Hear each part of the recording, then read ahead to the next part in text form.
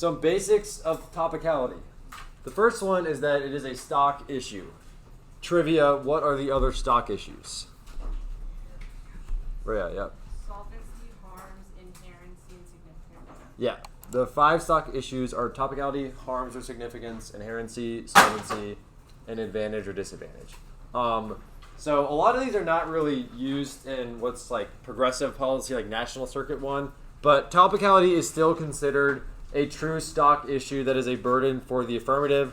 So if the negative wins topicality, then they win the debate no matter what. That also means that if you drop condo in the block, you can go for T and win unless you do not answer the argument that condo outweighs T correctly, which should be pretty easy to do. The second thing about T is that it is all centered around the plan text, right? So sometimes that means that it could just be around what the plan means on face value or what the cards kind of define the plan to mean. But the basic idea is that it's centered around what the plan text says. And the third basic thing about T is that it is almost always a debate, right? There is not a single definition that is authoritatively right on a single topic. There's always a debate for certain definitions over other ones. All right. The goals of topicality are the 3 Ds. First one is to define the resolution.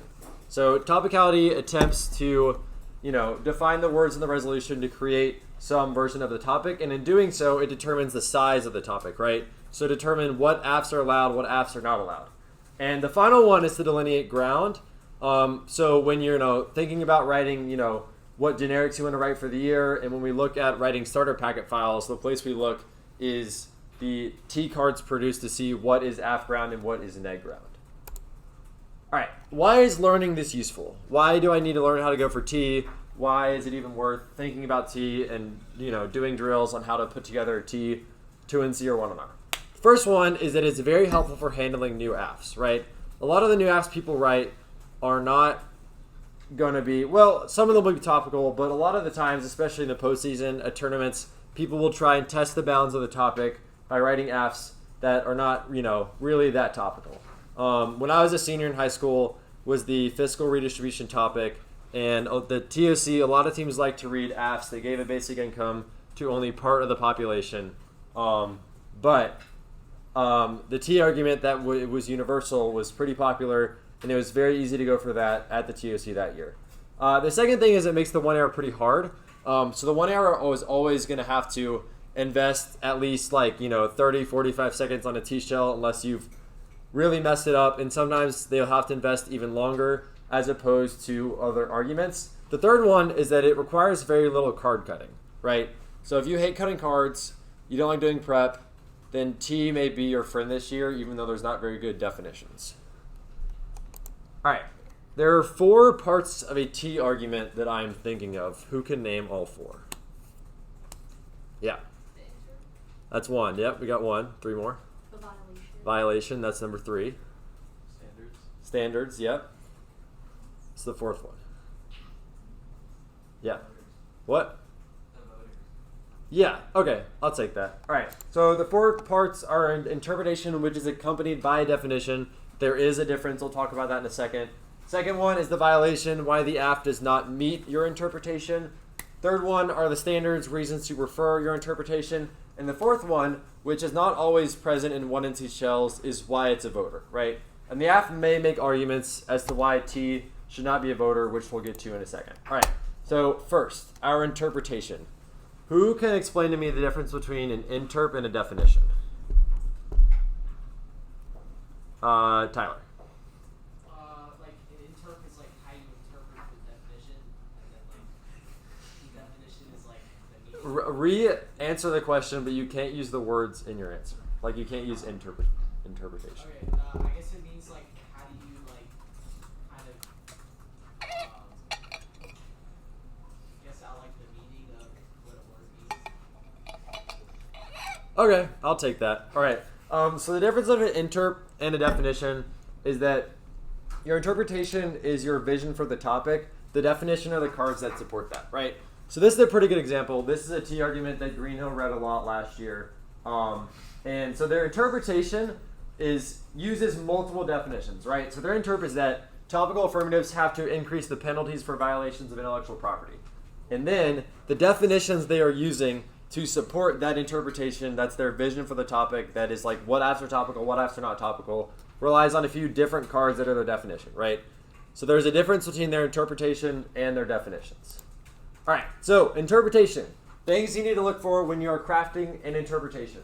First one is a case list. You want to think about what apps are topical under your interp. Usually it's pretty helpful to look through camp files to see what apps people have put out, and then think about like putting those apps under categories of your case list. So if you're writing a T-shell, you're writing a T-file for the preseason, you want to have a list of apps that were written at camps that would be included under your interp, right? Second one is you need to think about answering cross-ex questions, right? So I judged a debate today where there's a T-shell in the 1NC, and I really wish there was a 1NC cross-ex question about it because it would have broken the shell immediately. But we'll talk about that in a second. Third one is that it needs to very obviously exclude some affirmatives, right? You don't want a T-interp that's like, questionably excluding some apps. It's not very easy to determine if an app is not topical or topical under your interp. So it needs to very obviously exclude some of those apps. Fourth one obviously needs a definition backing it up, and usually one that's at least somewhat predictable. All right, this was a T-shell read today in a practice debate. I want someone to tell me what apps are topical under this interp and why. Just take a stab at it. Jason. An app that modifies 10% of Arctic law. I'm asking for an example. There's the app that does that. Okay, exactly. No one knows what 10% of overall Arctic law is. Is it only in the U.S.? Is it only in like one portion of U.S. code? How do you determine like how much of U.S. code like an app would change? Like this is obviously a ridiculous interp, right? So this is a kind of interp you would not want to write or even spend time on because you can never answer a cross-ex question about this, and you can never put together a case list of topical apps. Yeah. In the round, was the violation they don't? The round, yeah, the violation was they don't. Yeah. How does that even? I don't know. Yeah. But can it like strengthen dissats? If they say like we meet and then like significantly, then like we're not like. You don't need to say we meet. Why would you say we meet? Well, I don't know, 'cause you made them meet. Just read a counterinterp and say that this is obviously ridiculous and arbitrary, and no apps are topical under it, and it's a horrible interp, right? This is a horrible vision for the topic for a few of the reasons we talked about before, right? So it doesn't have a case list. You couldn't answer a cross-ex question about it. It doesn't obviously exclude any apps. Like, how do you even determine what is 10% of Arctic law? I mean, it has a definition backing it up, but if you look at it, intellectual property. Looks like Kevin forgot to take a card out of the file from last year, but it's okay. All right, definitions. So this part of your interpretation that is pretty important is having a definition. All right, there's two different types of definitions that are helpful for doing predictability debates. The first one are definitions with an intent to define. So an intent to define means that the author's express purpose in that article or that snippet is to provide the definition of the word. There's two corollaries to that. Oftentimes, authors will have what's called intent to exclude, which means that they are purposefully excluding certain things under that definition. And they'll also sometimes have intent to define generally or intent to define just for that article. The second type of definition is a contextual definition. So it describes a particular action or idea as something else. It's not saying, like the term development means this thing. It's saying that this action should be considered or treated as development, right? So which of these do you think is more predictable? Abby? Yeah, so intent to define definitions are going to be considered more predictable. We'll talk about predictability in a second. All right, we're going to play a little game. We're going to go through a few cards and talk about whether or not they have the intent to define or they are a contextual definition. All right, first one. Arctic excludes Aleutian chain and its shipping lanes. Do you think this card has intent to define? Yes. Good. Awesome. Do you think it has intent to exclude? Yeah. Why does it have intent to exclude? Yeah, it says we selected the definition, the IMO definition, which says it's the entire region north of the Arctic Circle, intentionally to exclude the Aleutian Islands, right? So if you encounter an AF that does something on the Aleutian Islands, then this would be a pretty good and pretty predictable definition to exclude that AF, right? So this has intent to exclude. All right. It includes the water and the land. This is a T-interp that some people in the senior lab are reading against the domain awareness AF because they're saying that because the AF develops things in the air that's not in the Arctic land and water, right? So do we think this has intent to define? Maybe, kind of. I would say this one does have intent to define. It says like the term the Arctic includes the territorial waters and lands. But does this term have the intent to exclude? Right, it does not. It does not say that, this is excluding the air. So it's not as good as the definition before and predictability standards, but, it's okay. It's also not a very qualified article. This is just kind of like an interview. And yeah, so it's not a great interp. All right. How about this one? Intent to define or a contextual definition.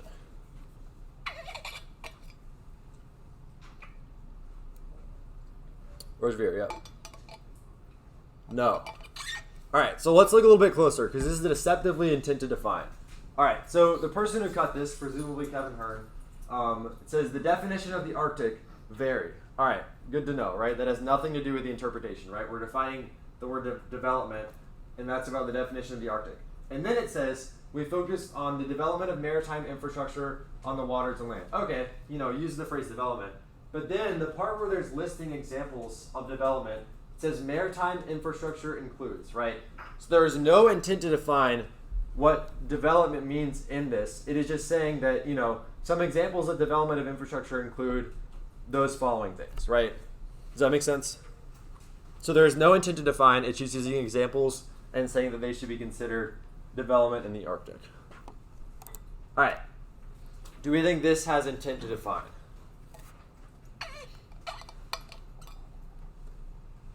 Yeah, right? It says the term Arctic indicates the terrestrial basin and then goes on for a while. All right. Do we think this has intent to define generally? No. Why not, Lucas? Yeah, so right here it says, for the purposes of this book. Now, why may that be an issue for this particular definition? Yeah, Rhea? It might not apply to the topic broadly, or it's a bad definition for the entire topic. Yeah, so this book, I cut this card, comes from a book called The Arctic Environment, right?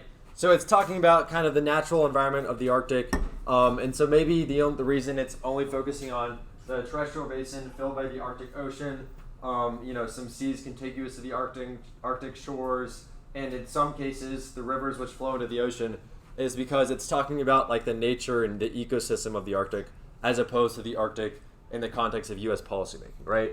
So maybe not the most predictable interp because it's just for the purposes of understanding the Arctic environment and, like the interplay of environmental life that flows in and out of the Arctic, right? So that's why this interp probably isn't the most predictable, but it at least has the intent to define.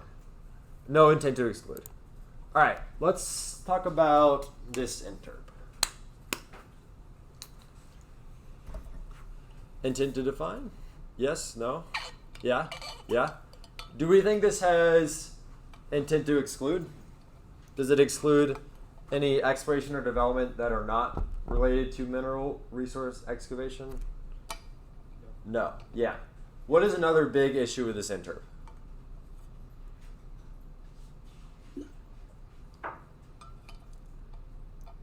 Yeah, Jason. Is it like a specific context of mining? Yeah, so not at first glance, it's not that easy to see this, but this section of U.S. Code is from the Antarctic Mineral Resource Protection Act. So at first glance, it may seem that the terms development and exploration mean only activity that deals with specific mineral resource deposits. The reason it is defining that and saying mineral resource deposits is from an act about mineral resources protection, right? So like this interp should not be used for the entire topic. It has intent to define, but because it does not have intent to define generally, then this interp should not be considered predictable. And if you're debating this interp, then you should probably go for predictability. But again, this is also a pretty popular T-interp, at least from the starter packet, because it requires limits the topic to only mineral resource AFs. All right. So the other half of the interpretation part is the AF's counterinterp. The most useful way of understanding an AF counterinterp is that it's a counterplan to the negative's disadds, right? So or it's a counterplan to your disadds, right? So you have a counterplan that if your standards are the disadds, right? Your standards are the reasons why their plan, their interpretation is bad. Your counterplan is a way to solve some of their offense while avoiding your disadds to their interpretation. Does that make sense? So you can try and solve, a degree of their limits offense by creating some limited version of the topic while also accessing all of your predictability offense or your AF ground offense, for example. When you're thinking about what you want your counterinterp to be, you should select it in close coordination with the offense you want to go for, right? So there's two different ways you can go, two primary ways. There are other options, but the two main ones are if you would like to go for predictability and argue that debatability should always be a secondary concern and win a big internal link, maybe because the next interp is just so egregiously unpredictable, then you need to choose an interp that has good evidence that supports its predictability. We'll talk about that in the context of the drill because the interp that we're going to read in the 2AC has some pretty good cards defending it. The other thing you need to consider is if you'd rather go for AF ground offense with a small interp that only includes your AF plus whatever the negs interp is to avoid a lot of limits concerns, right? So when you're thinking about how you want to construct your 2AC, it's important to know kind of and think through what you want to go for in the 2AR as your primary impact. All right, second portion is the violation.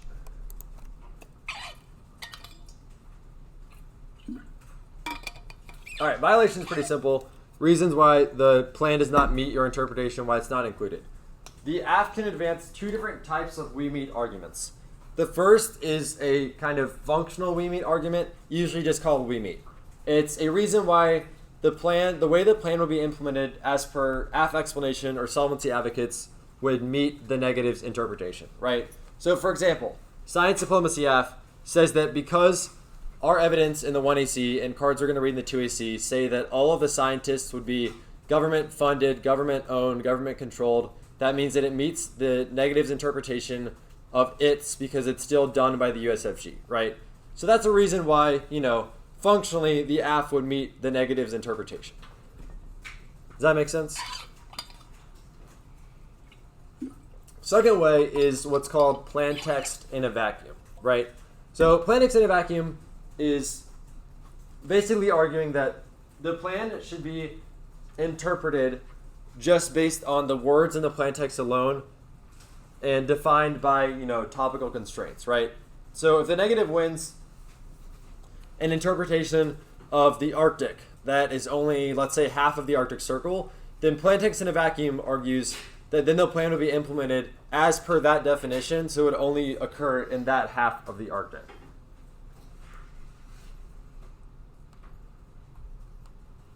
All right, the case for plain text in a vacuum is as follows. So again, plain text in a vacuum makes the argument that we should evaluate the plan in a vacuum, right? So we should just look at the plan, don't look at the solvency advocates, don't think about like what the AF team said in cross-ex, don't think about anything the AF team like re-clarified in the 2AC.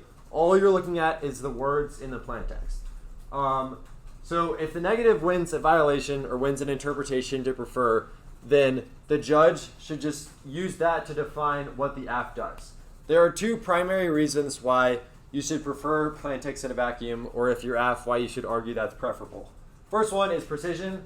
It's the only objective way, or at least you should argue, of determining what the meaning of the plan is. If the plan says, the Arctic, then asserting that it's anything else is illogical, right? Second one is arbitrariness. The plan is the primary source of offense, which means that if the negative begins to get violations off of things said in cross-ex, maybe like lines that are in the solvency advocates, then that becomes a slippery slope where the negative can get offense and competition off of random things. So one good example is the Cheeto veto counterplan. Does anyone know what that is? Lucas, do you know what that is? I think I've heard of it, but it's like some version of it's like a very old process. Yeah, kind of. So the way that Cheeto veto counterplan works is in 1AC cross-ex, you ask the other team if the president vetoes the plan. If I asked you that, what would you say? The president does not veto the plan, right? Seems like a logical answer. Then in the 1 and C, they stand up and they read a counterpoint that says the president or Congress should pass the plan, the president should veto it, and then Congress should override his veto. The net benefit being overriding vetoes are good because it deters use of veto, right? But now you've said that the plan does not have a veto involved at all, so the counterpoint is competitive, right? That's a bad way of determining competition, right? Because it's just something set in cross-X, not based on the plan, right? So that's kind of like where the AF wants to make this argument, right? They want to be like, the only way we should determine competition, the only way we should determine links to disads is based on the plan itself and nothing else that's been said, right? Kind of like positional competition, if y'all have ever heard of that. Yeah. What do you mean by, like, if they win a violation, it just defines what Yeah, they yeah. So let's say the AF's plan text is like, the United States federal government should increase development in the Arctic by first striking North Korea, right? If the neg says development in the Arctic requires, the U.S., exploring like resource deposits in the Arctic and developing them for extraction, then the AF would say that we meet textually because the plan text says increase development in the Arctic by first striking North Korea, which means that if they win their interpretation, then you should just interpret the plan to first strike North Korea in a way that would increase development in the Arctic. Right? So like the way we would first strike North Korea would just have to increase development in the Arctic somehow. But it can get a little bit silly, which is why a lot of people don't think it's great. All right, so the case against plan X in a vacuum is pretty simple. You basically just want to say that if the AF can shift their definition of the word USFG, for example, or anything else in the in the plain text in reaction to your topicality arguments, then there is zero basis for stable negative ground, right?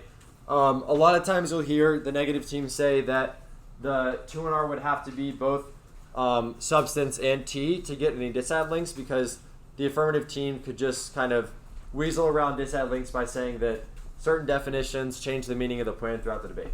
So this model debate establishes a moral hazard to specify as little as possible and shift around the meaning of words in reaction to negative strategy, undermines clash and discourages research. So that's why we should not just use the plan to determine what the meaning and what the AF actually does, right?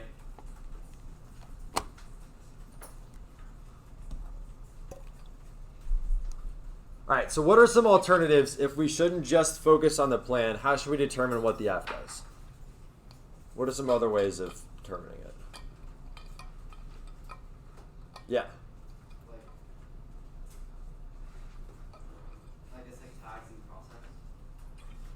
Tags and cross-X. Pretty good example. Another one that I like is 2AC reclarification. So when you're answering plan X in a vacuum, their kind of interpretation for a way that the judge should evaluate whether or not the plan is topical is like you should just focus on the words in the plan text. In the block, you want to be like, our interpretation is that the mandate of the plan should be interpreted by, tags and cross-X, or maybe like 2AC reclarification, because when, a 2A is answering a disad, that's probably when they're going to explain what the plan actually does so that, it lines up with the links to it, right? So you should have that interp present in the 2 and C. All right. Next part of a T shell are your standards. So there are 3 real standards. There are some other ones that people like to read, but they're not going to get you much ground. First one is precision. Precision is basically if your definition is accurately defining the terms in the resolution based on actual debates in the literature. There's a few things to consider when thinking about how precise your interpretation of your definition is. First one is intent. We talked about that before, right? So the best interpretations have intent to define generally, meaning define the term in its broadest sense and not just for a particular book, article, or region of the literature. They also should have intent to exclude. So you don't just want to have an interpretation that says it's this, because sometimes authors will say that but don't actually mean that it excludes other things, and also intent to define and not just a contextual definition. The second thing to consider for precision is whether or not your phrase is a term of art. So some phrases for example, on the NATO topic, the one of the nouns is security cooperation. That term itself may seem just to be, cooperation over like security measures if you take the two words separately, but together they are a term of art because the government uses that phrase specifically to mean very specific ways that we cooperate with our allies. The third one are quality sources. So you generally do not want to have just like a news article defining a term.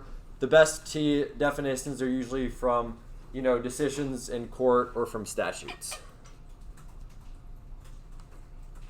All right.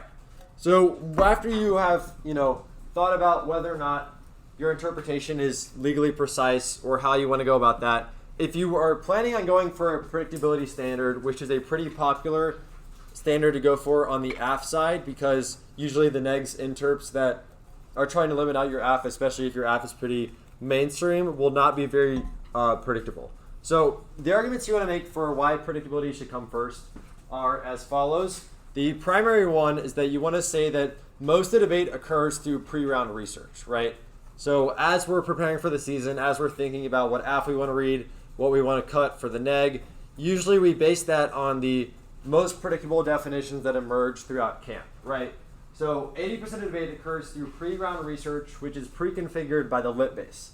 It's the only way for consensus to emerge in order to create educational clash between well-prepared debates, right? So that's the reason why predictability is good, right? Creates a stable basis that everyone can, base their argument preparing around. It also turns the negatives debatability standard because any interp could maybe be limiting, but if it is not predictable and not grounded in evidence that is actually, meaning to define the word for debates, then no one will ever prep it, and then everyone will just be prepping different versions of the topic, and there will be no clash, no education, none of that, right? The negatives argument is that instead of just trying to find, the most predictable interpretation, that if we find a good interp that, preserves good rules for both the AF and the neg that's pretty limited, then what are called community norms will kind of coalesce around that interpretation. The affirmative's answer to this is that community norms are pretty difficult to define, right? It's pretty hard to determine what the community accepts as the best definition for the AF and the neg, for sufficient limits while also not being over-limiting. Right, so it's based on people's subjective opinions of what they think is fair, and at best are only concretely formed by the end of the year, right? So no one's ever taken a poll each year to see what everyone who's on the national circuit thinks about what the best interp is, right? So there's not really any way of determining what community norms are. Yeah, and then a good example that you can make about why community norms don't really work very well is that the community has been debating theory like condo picks and consult counterpoints for decades. So there's still a huge debate on whether or not we should have those things involved in debate, which means that if we based all of our topicality or what should be and what shouldn't be topical based on community norms, it would be kind of a nightmare. All right, so the negative usually is advancing arguments about limits and ground instead of predictability. There are rare cases where the neg will go for predictability, but it's pretty rare again. So the arguments for why debatability should come before predictability is that predictability should not be treated as a yes-no question, right? Again, there is no T interpretation that is the most authoritative on a topic. There is always a debate to be had over whether or not your interp is predictable, right? So the negative should say that, we have an interp. It has intent to define most of the time. It may not have intent to exclude or intent to define generally, but it at least has intent to define, right? So it's sufficiently predictable. It accesses enough of your offense that means that, teams will know that this interp exists and that maybe we should, base our prep around it, right? So the affirmative to win their predictability offense must win a very, very large internal link as to why our interp is not predictable and not something we should debate topics on, and why, their interp is. The second argument you should make is that limits turn predictability, right? So even if our interp is not, predictable in the sense of the definition, meets a lot of the standards for the best definitions, it does create a small enough topic that people will know what to prepare, right? Which is the primary reason why predictability is good, right? Because you want to know what the topic looks like so that you can adequately prepare. If your topic, the negatives topic, even if your card is not predictable enough, if it has sufficient limits, then that topic will already naturally be predictable. The third one we talked about before is that if the interp is considered the best for debatability, then community norms will all agree that this is the best interp for debate, and then it will become predictable. But as always, which goes to number one, sliding scale, you want to contest the idea that your interp is not predictable, right? So generally the interps you'll read are going to be pretty predictable, and I'll send you these slides afterward. All right, so the second standard of the three real ones is limits. Limits is probably the neg's best offense in most cases, right? So limits is how big is the topic, how much research does the AF have versus the neg. There are a few benefits and costs of a smaller topic that will be subject of debates. The first one, the cost is usually the AF will argue that if the topic is too limited, then it will produce stale debates, right? So, a topic that's just carbon tax for the whole year would be pretty stale, would not allow for a lot of AF innovation. But, a topic like last year's college topic where you could do a cap and trade system, you could do a carbon tax for, a specific subset of the economy, you could do a tax on other gases that create global warming. Those allow for kind of more innovation, and AF teams will be incentivized to write new AFs. Neg teams will have to write new case negs, but they'll learn more about the literature, and it'll get into more in-depth debates. The reason why people argue that limits is good is that it produces the most in-depth debating, right? So a lot of times you'll see in T blocks, people are citing past topics where the topic has been pretty limited. One pretty popular example was the college healthcare topic, which is almost 10 years ago. But there was really one big AF about providing universal healthcare, and it was a pretty popular topic that produced a lot of good debates because there was so much literature on it on both sides that people really got in the weeds and learned a lot that year, right? So that's a benefit of why a lot of limits, or why sufficient limits are good. All right, who can tell me what functional limits are? Tate. So common negative positions or off cases that they read will make sure that will prevent really bad and over limiting apps. So Yeah. Yeah. So that's a part of functional limits. There are other examples, but yes, functional limits are arguments that the status quo sufficiently constrains affirmatives and prevents limits explosion. A lot of the time you'll see functional limits be listed as just negative positions. I want you to kind of expand your understanding of functional limits. So it's not only the Alaska counterplan, the adversary backlash dissent. Oftentimes it's also the literature acts as a functional limit because there's only so many proposals in the literature for certain topics. So it's unlikely you could write an AF, on some random thing that the negative is going to tell you would be allowed under your interp because there's not literature to support it. Another thing is advantage ground, which kind of similar to literature, right? But it's impossible to write these AFs because, there's not really that large of advantage ground on them, which, sufficiently constrains the topic. Another thing is that when you're an AF, you can also read interps or read definitions of words that the 1 and C did not define, right? So when I was a sophomore on the water topic, we read an AF that ratified the Law of the Sea Treaty, and a common T argument read against us was that water resources do not include the ocean, right? And so when we answered that T interp in the 2AC, we not only defined the word water resources, but we defined every other word in the resolution to create a sufficiently limited topic so that pretty much only our AF was topical to solve the neg's limits concerns, right? So those are also functional limits, those other interps you read in the 2AC. All right, third one is ground. Ground is usually a little bit harder to win, especially on the most recent high school topics, but it answers the questions of why the particular limit you have set is good, right? So what ground does it preserve for the neg? What ground does the affirmative's interpretation lose that the negative needs in debates? The most important part about winning a ground impact is that you need to get very specific on the ground that you lose under the affirmative's interpretation or the ground that you would gain under your own interpretation. All right, so a good example on this year's topic is T-its, right? If you win that its means that all of the actions taken by the affirmative have to be exclusively managed, controlled, have to be the federal government itself, and that it cannot include any private sector involvement. Now, I don't think any of the cards we have make that claim, but if somehow that were the case, a ground argument you can make is that the, provide money to the private sector due to the aft counterplan would be treated as negative ground because it would be competitive. That's a reason why your interp is good, because it creates a stable generic on the topic as negative ground. Does that make sense? All right.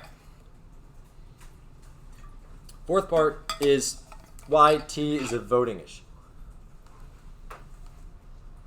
All right, why is T a voting issue? Someone give me a pitch. Yeah. Because it precedes substance. Yeah. Yeah. So again, T is a stock issue, right? If the negative wins T, they win that their interpretation is preferable, that the AF is violated, all of the above, and that it's a voting issue. They win the debate, obviously, right?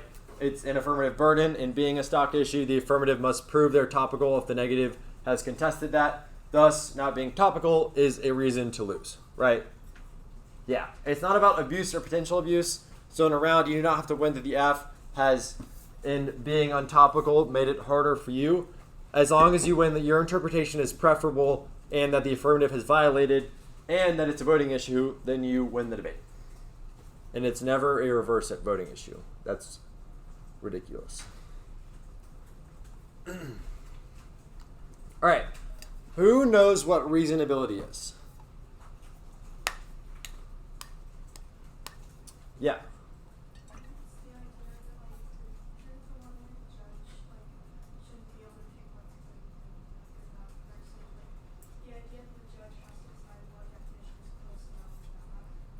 Yeah. So reasonability is a different way of evaluating T instead of kind of T just being a voting issue itself, right? So reasonability makes the argument that competing interpretations and the judge evaluating which one is better is bad, right? So a more elegant way of saying that is that it's a framework for evaluating topicality debates that requires the neg to win all of its topicality position beyond a reasonable doubt, right? So that phrase comes from criminal law, the concept of like reasonability. It basically means that the negative team must win that there is a huge difference between the AF's counterinterp and your interp, that justifies the judge then throwing out your AF entirely and voting against you because it was, because your interpretation, because you do not meet the neg's interp, because your counterinterp is so much worse than the neg's. So the AF can advance his argument and say that, the negative's interpretation and their choice to go for topicality causes what's called substance crowd out, right?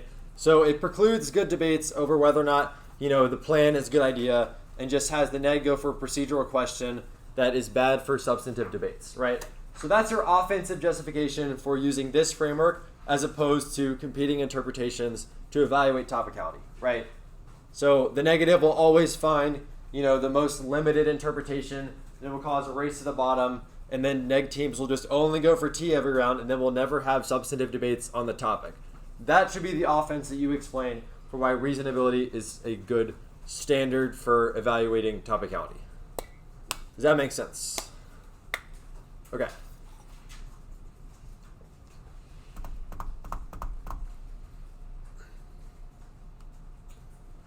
The way to deploy reasonability. So this is a pretty good block, a little bit of a longer one, maybe like a 1 AR length block for reasonability. So you want to tell the judge, use reasonability. Use this interpretation for evaluating this debate. Topicality is a neg burden that they must prove. They need to prove that we violate beyond a reasonable doubt, which is the same standard enforced for a conviction in a court case, which proves that this is a predictable way of evaluating topicality.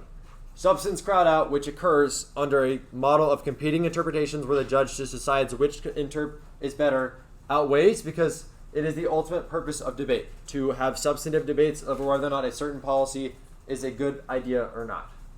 Creates a race to the bottom and disincentivizes topic research.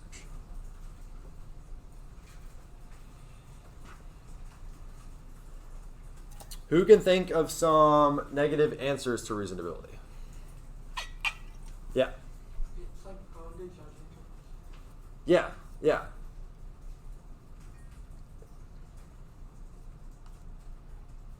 All right, so the way you answer reasonability, the first one is you contest the idea that there is a small difference between your interp and the other team's interpretation, right? So you want to say that, we are beyond a reasonable doubt that their interpretation is much worse than our interpretation, which justifies the judge intervention to decide which interp is better, right?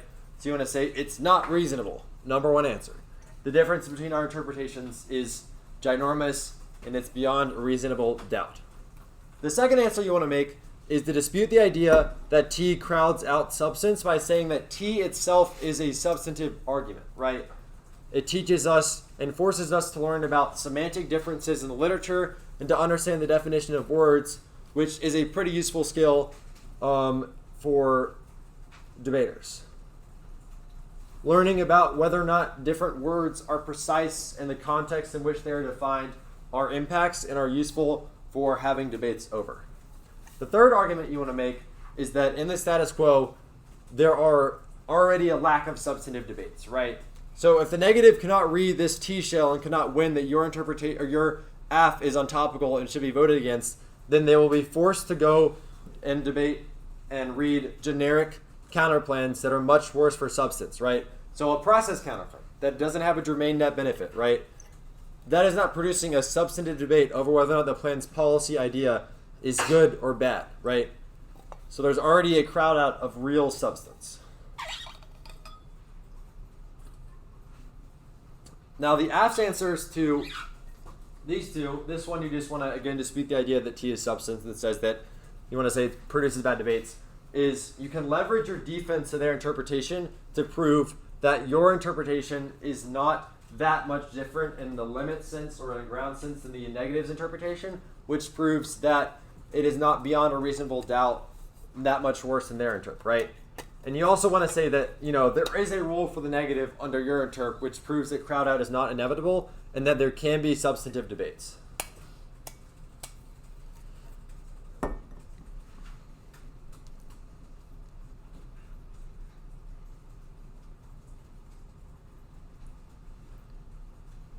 Any questions? Awesome. All right. There are two other types of topicality arguments we need to cover, and then we'll be almost done. All right. The first one is extra topicality. So extra topicality argues that the plan may include partially a topical action, but it also includes an additional non-topical action. All right. So we're going to use the same example we used earlier. So this plan text says the USFG should increase its exploration of the Arctic seabed and should first strike North Korea. This is extra topical because even though part of the plan is topical by increasing exploration, it also first strikes North Korea, which is neither development or exploration of the Arctic. Affects topicality makes the claim that the affirmative plan is not topical in a vacuum, but ultimately results in a topical action. So it itself is not exploration or development of the Arctic, even if it may result in an advantage or offense based on exploration or development. So an example of an article I found the other day was talking about the U.S. working with Canada to clarify boundaries of the Northwest Passage, right? So a plan text based on this article would probably look like the USFG should clarify Northwest Passage boundaries with the government of Canada, right? That itself is not exploration. It is not fiating that the USFG increases exploration of the Arctic. If we clarify the boundaries, it may result in more exploration and development of the Northwest Passage, but it itself is not exploration or development, so it is effectually topical. Does that make sense?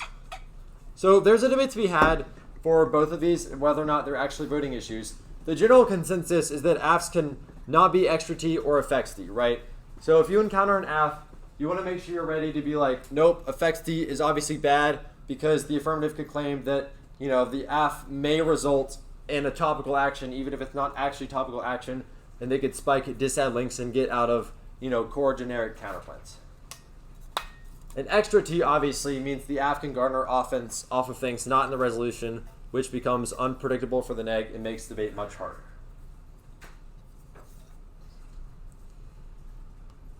All right. We are going to look at how to construct a T speech. All right, so the drill we're going to do is based on this 1 and C.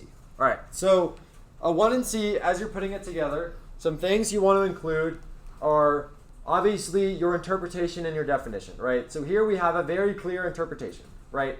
Arctic is the entire region north of the Arctic Circle, and it very specifically excludes these things. It excludes the Aleutian chain and all the shipping lanes that accompany the Aleutian chain. There you go. The next thing you want to have is a real violation. You don't just want to say the aft violates. That's not a violation, right? You want to say the aft develops Aleutian bases. So in this example, the affirmative, the 1AC, is all predicated on developing new military technology on a bunch of military bases on the Aleutian chain, which is south of the Arctic Circle. That would be your violation. Then you want to have your standards for preferring your interpretation, right? So the first one is you want to be like, their interp is horrible because it opens the floodgates to any aft that is below the circle as long as it's in the general region of the Aleutian chains. Then you have your ground offense, right?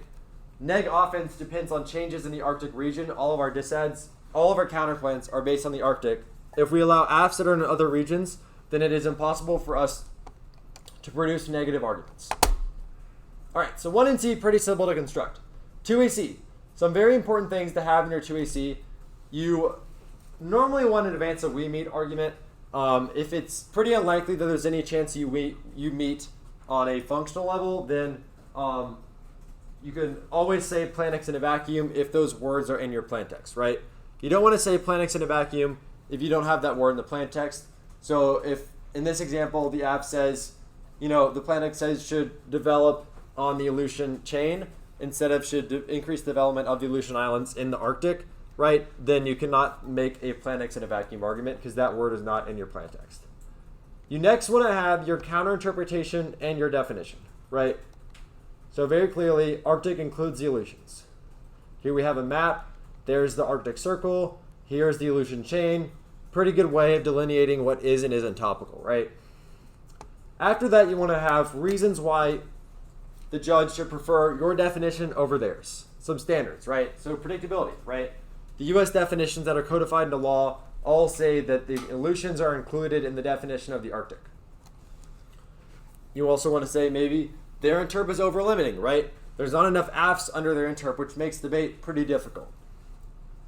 And you want to make an argument about aft ground, right? So Aleutians are key to strong advantages maybe because there's a lot of military bases right here, and to counterplan deficits that beat the Alaska counterplan, right? Because there's a lot of federal land that has military bases on the Aleutian chain as opposed to just this region above the Arctic Circle, which is the negatives interpretation. You also, in the 2AC, should have some defense to the 1 and C standards, right? So a very common one is just to say functional limits check and then to list a bunch of, core generics on the topic.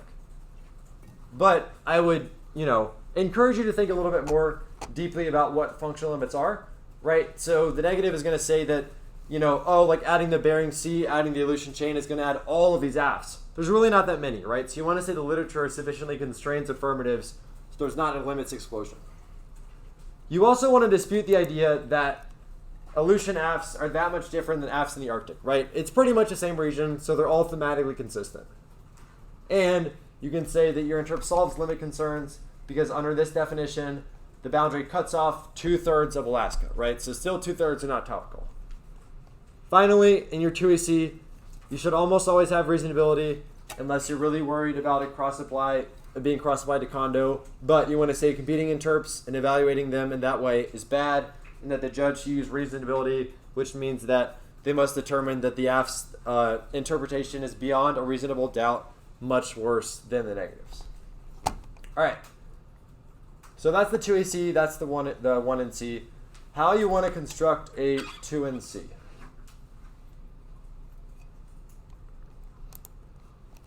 You generally want to start with your interpretation at the top. So this is the speech I gave at the Texas tournament in February on topicality market-based instrument.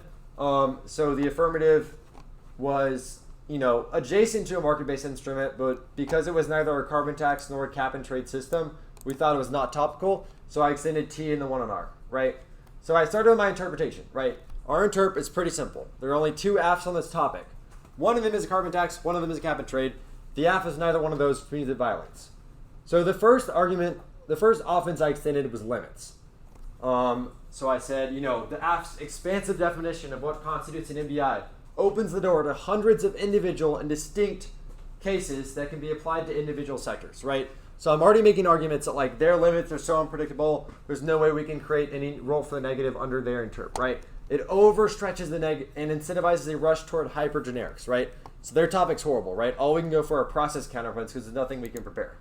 Our interp, on the other hand, solves, right? There's only 2 Fs. It's pretty easy. There's a lot of debates in the literature about those 2 Fs, means that, produces pretty good debates. Then let's see, I read a card right here, okay? This card's pretty good on making the limits case. Talks about a lot of different things that should be considered MBIs in its widest sense that maybe the AFS interp would include, right? So it's a wide range of mechanisms, hundreds of individual instruments.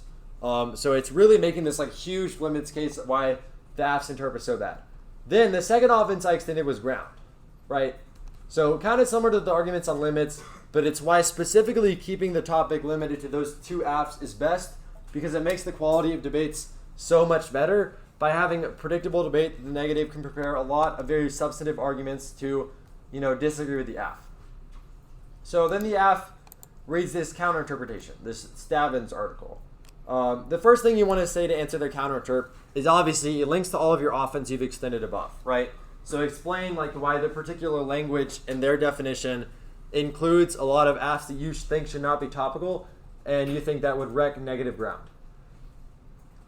You also often want to be on this flow, say that their interpretation is imprecise or unpredictable. You can also do it on the predictability flow, but sometimes it's pretty helpful to like have all your indites of their interp organized together. A lot of times you can also recut their interpretation to help your case, right? So one thing we did here was we said that their interp allows for 4 total categories of MBIs: charge systems, tradable permits, market friction reductions, which is a term that is so vague that it could really include everything, and subsidy reductions, right? So a lot of different areas that we thought should not be included in the topic. And then, we went through even more of the article, right? Charge systems alone has 7 different AFs under it, right? So we're really getting into the weeds about what is under their version of the topic and why it's so bad. Right, went through liability rules, through tradable permit systems, how this interp would just explode limits on the topic, right? You want to make their topic seem just absolutely ridiculous. And then their interp also uses the phrase price signals, right? So anything that creates a price signal in the economy should be considered a market-based instrument. So then we define the word price signal to refer to any change in market prices, right? And then we went through a case list of crazy, ridiculous AFs that would have no role for the negative under their interp, right? So a lot of times this is pretty helpful for the judge to think about why their topic would be so bad, right?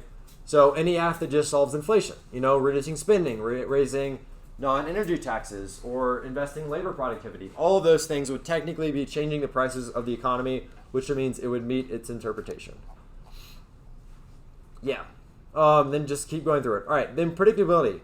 So the first argument we wanted to extend against their predictability offense was that there was no link to it, right? Our interp is just as predictable as theirs because we had a lot of indites of it, right? Their author may be qualified, but it doesn't make his interpretation debatable, which I guess is not really a predictability argument. Yeah, but prodites have our own evidence, right? Like our Moselle card from the 1NC is pretty predictable, has intent to define, has intent to exclude.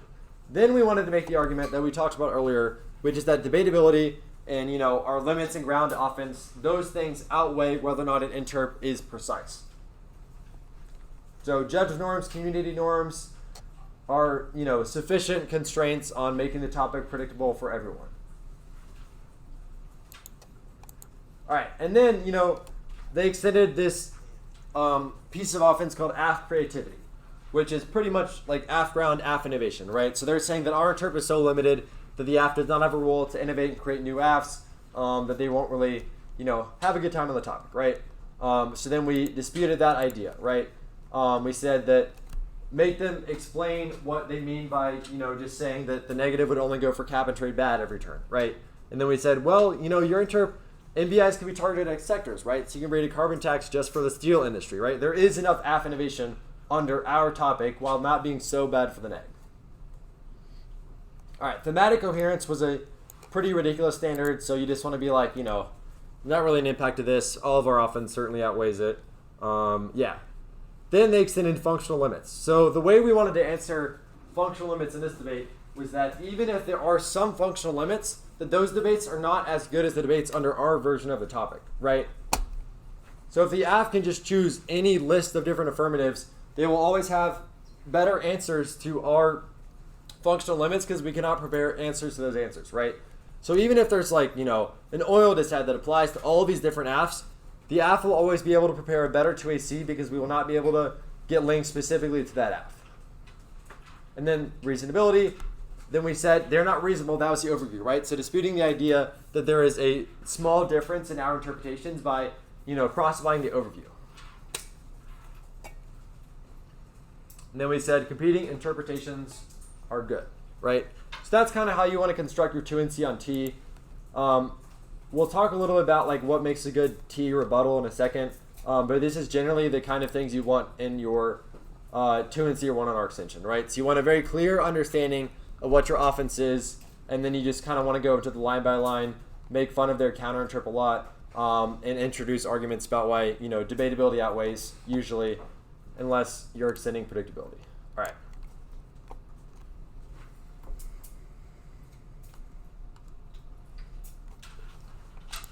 All right, so 3 tips for giving a T rebuttal that will make them that much better. First one is you want to focus on topic building, right? So the best T speeches that you will see are the ones where the 2N or the 2A has a very clear vision of what AFs are topical under their interp, right? They can list the AFs. They can list what are the core negative positions, right? They can really build the topic for the judge in their head so that the judge feels comfortable voting and affirming that vision of the topic. The second one that's really important, especially if predictability is at play, is evidence comparison, right? So you want to have a lot of indicts ready for all of the interps that the negative team or the affirmative team could throw at you, right? And those need to be in your final rebuttals. You want to have an indite to each and every one of them. The final one is you want to have examples and oftentimes metaphors, right? So let's say like you're debating this AF that, takes the topic in a totally different direction, and in the 2AC you read your core generic disad and they're like, we linked turn this, right? Like this is the AF, like we agree with you. That is a very good example to put in your 2NR because then you can be like, look at what they did in this round, right? There was abuse in this round where they prevented us from going for a core generic disad just because this AF is untopical, which proves that their interpretation produces bad debates under this topic. All right, so we're going to watch a T2NR from the 2015 NDT. This is Michigan AP versus MSU ST. The 2N is Ellis Allen, who this team, they got to the finals of the NDT that year and then sadly lost. But this is a very good 2NR on T. Is this set quarters? Quarters, yeah. I don't know if the audio works.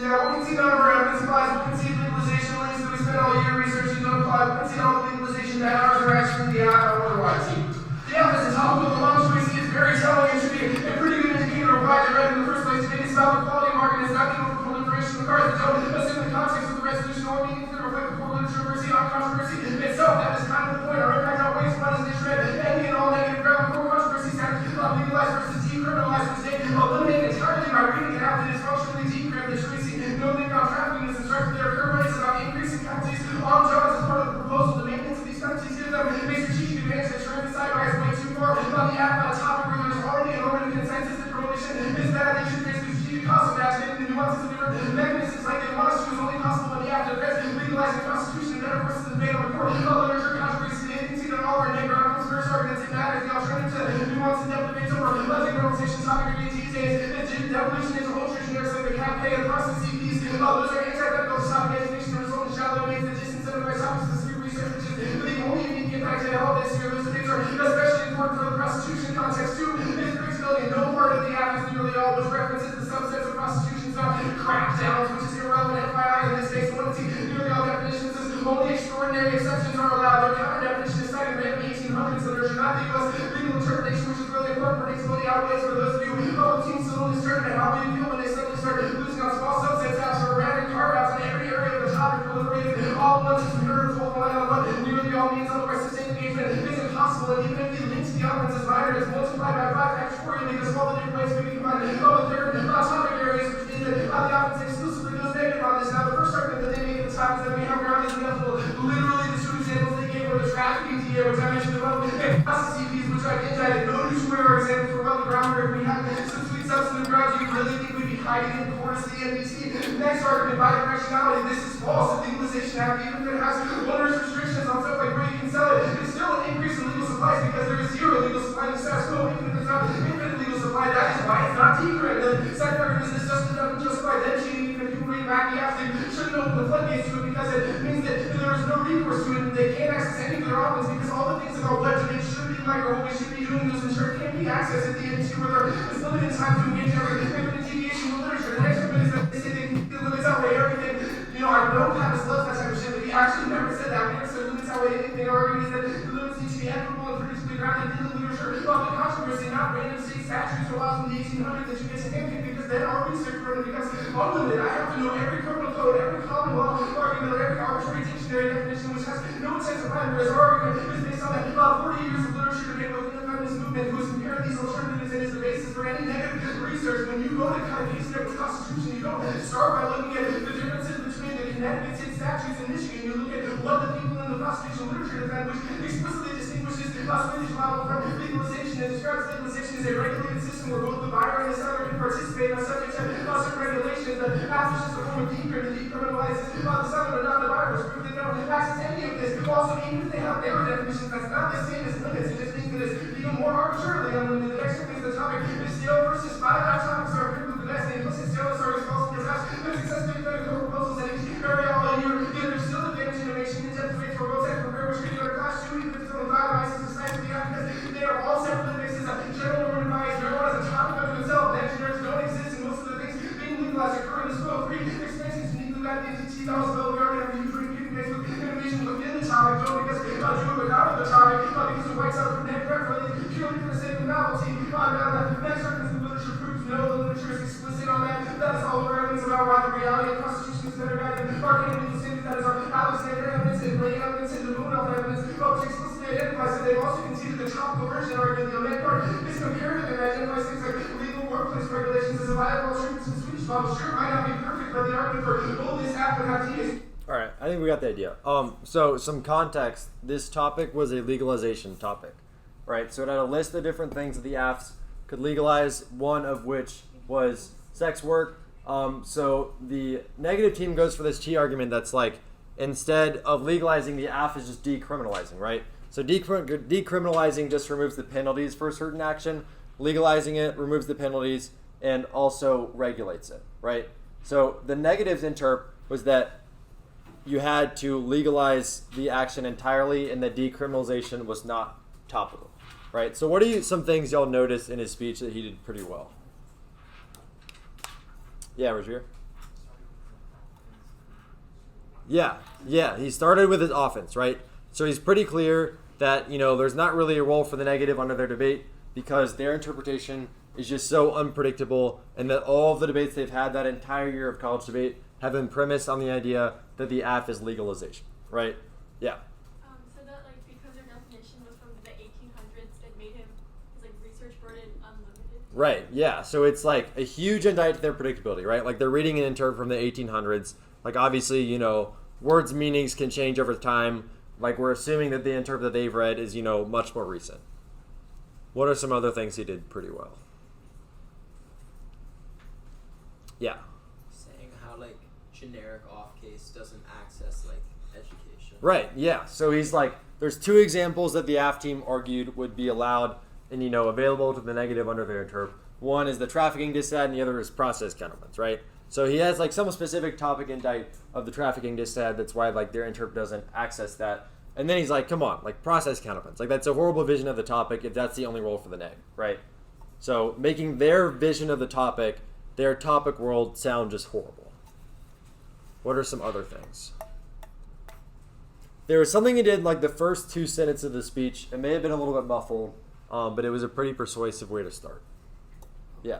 Wasn't Yeah, so in the block, they'd extended a disad that is like, the core topic generic. And at the beginning of his speech, he's like, we're kicking the disad. We'll concede the AF doesn't link because obviously not. And then he's like, guess why they don't link, right? It's because the AF is not topical, right? So he's using this example of in this round, why the fact they were untopical means that the negative could not read this core generic disad, and the AF team just got away with murder and saying that they didn't link to it because they're not topical, right? So great way to start the speech, right? He's not starting off with his offense, right? But he's starting off with, kind of a funny little joke about why, this app should not be considered topical because they've extended this disad, that's the core disad on the topic, and the AF team just said no link, right? What are some other things he did pretty well? Do you think he built his topic pretty well? Like had a lot of topic building? Yeah. Yeah. That's one thing that was definitely a big part of this speech. Like very clearly explaining to the whole panel of judges why his topic is preferable, what his topic looks like. Anything else? Awesome. All right. Any last questions? And then we'll do our drill. Any questions? Yeah. For like the standards, you said those are the 3 real ones. Yeah. But what are like the other? Yeah, that's a good question. So other ones you'll encounter, a lot of times people will say that like topic education is a reason to prefer your interp. So the AF may say like, we should include the Aleutian Islands because they're an important part of, Arctic policy, right? The first thing you want to say obviously is that like all of your offense turns education, right? So if the topic's not limited, there's no way we're going to learn anything about the Aleutian chain because AF teams will just read AFs that we can never predict and then we'll go for arguments that don't even engage the AF because we're not going to win if we go for arguments that engage the AF, right? So we'll just go for like process counterpoints without germane net benefits and there'll be no substantive debates. You should also just contest the idea that those debates are more educational, right? Like there's a lot of education to be received out of your vision of the topic. But generally those standards are not really present in 2ARs usually. If they are, then you should really just go for like our offense outweighs because it's the only offense with like a real meaningful impact. Yeah. Another thing that is worth talking about is another way that people evaluate predictability is whether or not a definition is the plain meaning of the term, right? So there's a big disagreement in some literature about whether or not we should use the plain meaning of terms versus their legal meaning. So the plain meaning is kind of like what people use that phrase to mean in everyday parlance, right? So like what does it mean for, a company to start a development project versus what does that mean in like, government US code, right? So for example, like the word should, like maybe should in some like court decisions means it must be certain and immediate. But if I say I should go to the grocery store, that never means that like I will immediately be at the grocery store and that I am certainly going to go there, right? It just means I like ought to. Like it'd be good if I went to the grocery store, right? So that's an example of plain meaning, which is another important standard for T debates. Yeah. Do you think judges tend to prefer AF or neg ground? I mean, it honestly really just depends on the topic balance. Typically, like the past few topics in high school, I've been pretty AF biased. So if the neg can find an interp that has some role for the neg, then judges are usually going to be pretty receptive to that interp. But I mean, like, I don't know.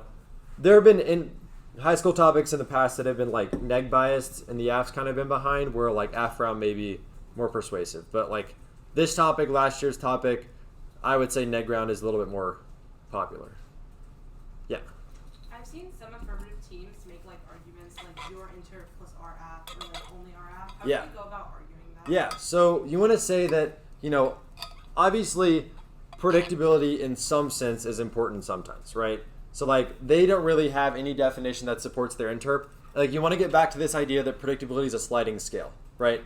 So if they say, debatability or predictability outweighs, or if they say debatability outweighs, like if they win predictability, your interp plus RF, you want to be like, well, obviously like our interp may not be like as predictable as yours, but it at least is somewhat predictable, and that interp is entirely not, right? Because it's not grounded in any definition, even if there is an interpretation, right? So it should just really be that same argument, like predictability is a sliding scale. This interp is obviously not predictable at all. At least our interp has some level of predictability, which means that community norms can like coalesce around this interp as the best one to base the topic off of. Yeah. Any other questions? Yeah. What are some answers to like competition? Yeah, so plain meaning, there are like some cards you can read, but generally you want to be like, a lot of statutes that are written and interpreted like in the government sense are usually not going to use plain meaning. They're going to use like the legal governmental definitions of words because that's how that policy is created, right? So like maybe if you were, in a dispute over, a sentence that someone like texted you or something, that would be more of a plain meaning thing. But if it's like a formal contract and that's a dispute of like your court case, or it's like interpreting a government policy, then that's usually going to use like a definition created by the government or one that's been like enshrined in the judicial system. Any other questions? All right, we are going to do a drill. So I'm going to show you all the drill and then I'm going to send it out. We're going to work on it. All right, so the drill is about the Aleutian Islands. I actually think this is going to be a pretty popular T-interp. So the top seniors lab is writing a military app right now that does a bunch of development on the Aleutian Islands because they have a lot of military bases there. And I think this T-interp is pretty good, and there's pretty good cards defending it, right? All right, so what we're going to do is we're going to be baiting an app just like the one that seniors lab is putting out that does development on military bases on the Aleutian chain. 5 minutes again. You are going to use some cards from the starter packet that I've included below. So it's the same 1 in C, right? Your primary offense are these two things. So you want to say that like if the AFS interp is allowed, there's going to be all these AFs about developing parts of Alaska or in the Bering Sea, which explodes the limits burden for the negative. And then you also want to talk about how a lot of our ground is premised on changes in the Arctic Circle region as opposed to anything beyond that, right? All right, so the 2AC, they got Plan X in a vacuum, so we're going to work on putting together a 2NC to that. Then they have their counter interpretation. Their counter interp says it's codified into U.S. code, right? So they have a predictability case for their interp about why the U.S. uses this definition of the Arctic to include the Aleutian chain, right? So this is going to help the AFS limits case a lot. So what your goal is to try and like make this interp still seem pretty unlimited for the negative. And then we've kind of looked at all these again. Oh yeah, this 2AC also has an education standard. So you want to put a 2NC together that's like all of our offense turns education because we can't learn on a topic that's not sufficiently limited, obviously. And you also want to be like, it's ridiculous to say that we won't get, education out of the Arctic Circle region, and there's like no reason why, education just in the Aleutians is necessary. And then you got to answer, some functional limits, the argument that like there's no ground loss, which you can kind of do in the overview, and then this, we solve limits because it's only 2/3 of Alaska, and reasonability. All right, and there's two cards you can read in the 2NC that I think may be helpful. This one is actually pretty good. So this one is kind of going through how different people define the Arctic region. It says really there's no consensus defining the Arctic boundaries. But then it has a big indite of what the U.S. definition is. So it says, most U.S. policy definitions of the Arctic jut far south of the Arctic Circle, right? So it expands beyond just that circle into the Bering Sea region, encompassing the entirety of Alaska, including all the Aleutian Islands, right? So this is like what the AFS interp is, right? So this is an indite of it. Then it says that the geographical mistake, already some pretty good language, an arbitrary definition over what is or is not Arctic is compounded by jigsaw definitions. Like, I already love this card. Of the region, drawn according to satisfy arbitrary political ideas, right? So this is the kind of card you want to read to answer their predictability standard. You want to be like, our interp is so predictable, right? It's the IMO polar code that the U.S. Government Accountability Office is using to, set boundaries and determine stuff for like ships operating in the Arctic, right? So pretty predictable interp. And then you want to read this card being like, their interp is set by arbitrary political ideas. And then it says, the Arctic Circle is recommendable as a scientifically agreed upon, right? So scientists back our interp, widely understood, so other countries, likely what that means, and technically simple definition, right? Because their interp is like carved out a random region underneath the Arctic Circle to be included. So I would recommend reading this card under predictability in the 2NC. This one's not as good. It just says it's the most common definition. Yeah, but this is the drill. So we have 40 minutes. Let's say we'll do 20 minutes preparing a 2NC or 1NR, and then we'll have maybe 1 or 2 people give a speech. And y'all can also just like send me it after you've completed it, and I'll look over it tonight. Or if you want to record it, we can do whatever. All right, so we'll do 20 minutes on the clock, and then I'll see if anyone's ready. Let me send the slides too, and the drill.